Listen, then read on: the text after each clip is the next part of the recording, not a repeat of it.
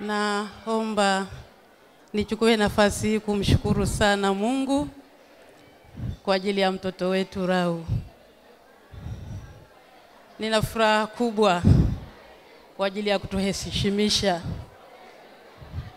Ninashukuru kwa sababu kazi ya mikono yangu, malezi yangu ya kiroho haijazama, imezaa matunda.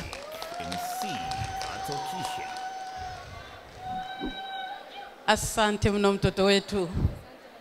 Ni heshima kubwa kwetu wazazi na kwa Mwenyezi Mungu pia. Tunakuombea kila heri na baraka zake Mungu katika safari yako ya kuendea altare takatifu. Mungu akupeleke salama.